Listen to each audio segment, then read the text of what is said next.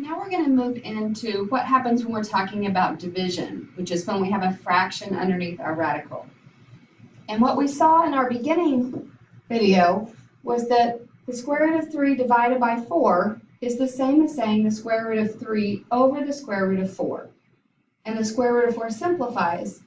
So the square root of 3 divided by 2 is a simplified version of how to write the square root of 3 divided by 4. Okay, let's look at this example. We have the square root of 15 divided by 64. So we break that up into the square root of 15 over the square root of 54. Since 15 is not a perfect square, we look to see if there are any perfect square factors that are factors of it, perfect squares that are factors of it. But 15 only has 3 and 5 and 15, and none of those are perfect squares, so there's not much we can do with that. But the square root of 64 is 8. So we're going to leave that, the square root of 15, over the square root of 8.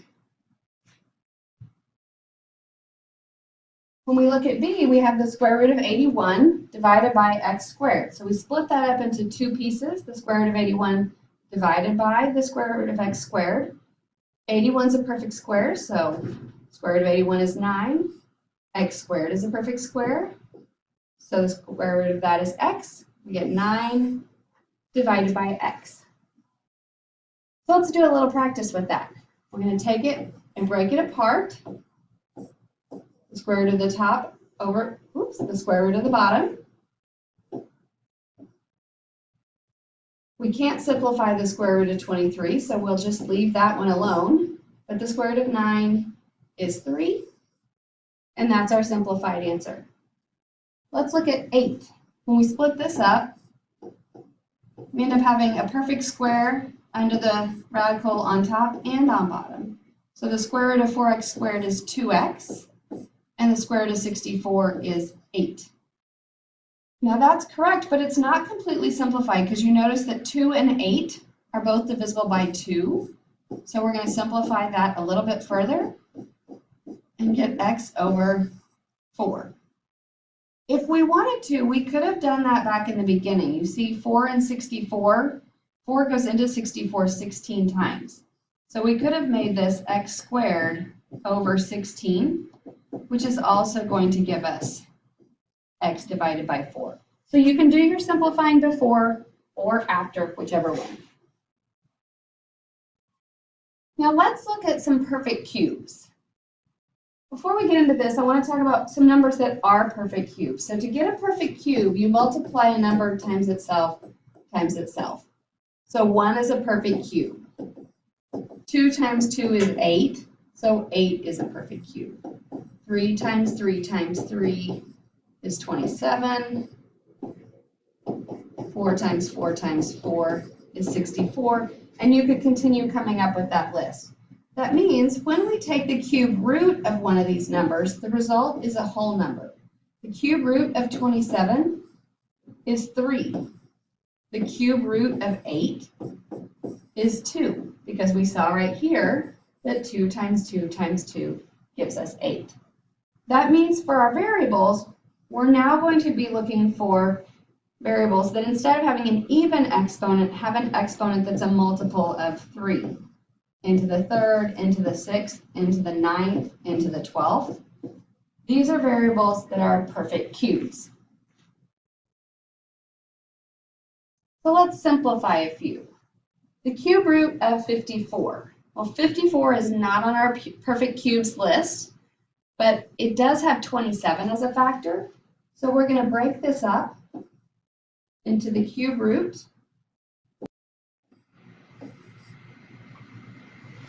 Oops.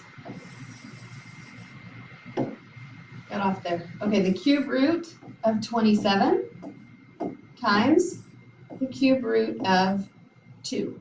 The cube root of 27 is 3. And 2 is not a perfect cube, so we're going to leave it 3 times the cube root of 2. On 10, we see that 16 is not a perfect cube, but the largest perfect cube that is a factor of 16 is 8. So we're going to break this up into 8 times 2. X to the 4th is not a perfect cube, but x cubed is. So we're going to make that x cubed times x. The cube root of 8 is 2, and the cube root of x cubed is x, which leaves us with these two. So we have 2x times the cube root of 2x.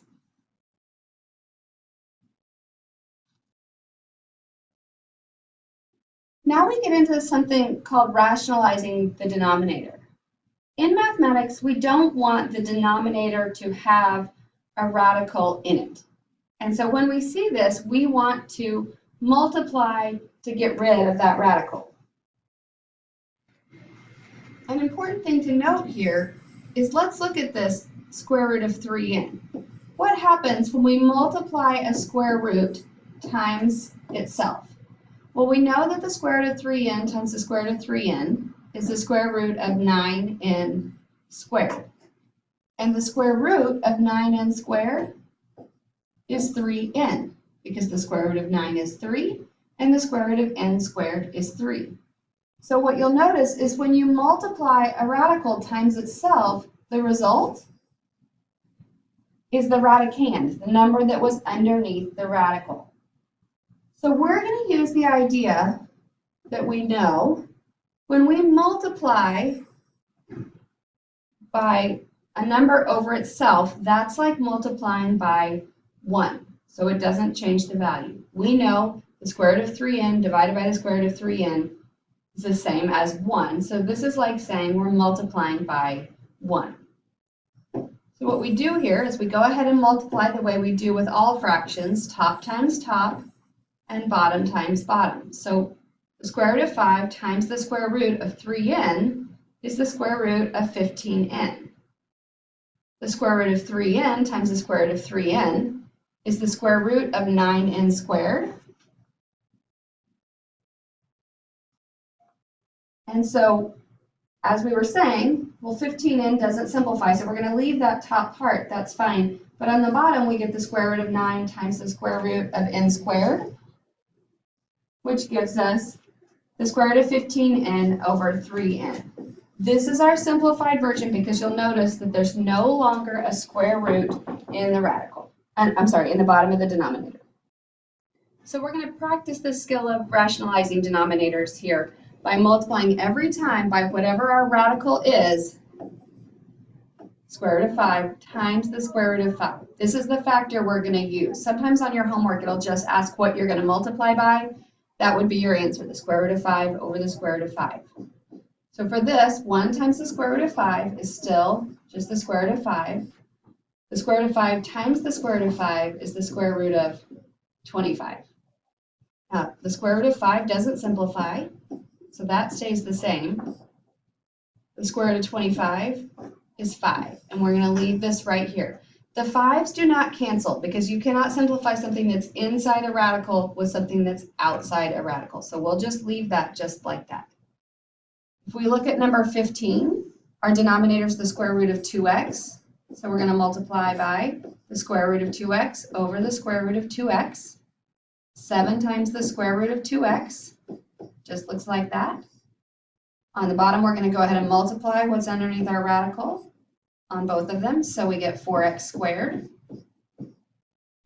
And the square root of 4x squared is just 2x. So we get 7 times the square root of 2x over 2x. And you'll notice that each time, aren't you just ending up with the number that was underneath here? And the answer is yes. And so if you don't want to show necessarily that middle step of work, as long as you're not making mistakes, that's fine. Okay, the last one we're going to look at, and this is the trickiest, is when you have a binomial for your denominator. Instead of just multiplying by whatever the radical is that's part of it, you're going to multiply by 2 plus the square root of 3, since it's 2 minus the square root of 3. If this one had been the plus, then we'd multiply by minus over minus. Okay? When we do that, it's going to take a little bit more work. First of all, on the top, we have to distribute. So we get 14 plus 7 times the square root of 3. But on the bottom, we have to multiply binomials. So 2 times 2 is 4. 2 times the square root of 3 is 2 times the square root of 3. 2 times negative the square root of 3 is minus 2 times the square root of 3. And then the square root of 3 times negative the square root of 3, let's make this a little bit longer, is negative the square root of 9. That looks really bad, but the nice part is it simplifies. These two middle terms cancel each other out because look at those. Isn't that kind of how a difference of perfect squares factors? So it makes sense that those two would be opposites. And the square root of 9 is 3. So we have 14 plus 7 times the square root of 3 over 4 plus 3. So we have 14 plus 7 times the square root of 3 over 7. Now, normally we'd be done right there, but I've noticed that these three things all have a common factor of 7. So we can divide all of them by 7. They're not all going to be quite this complicated.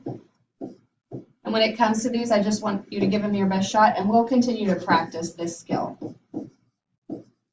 Now it's over 1, so we can just leave it just this part, and that's the end of our properties.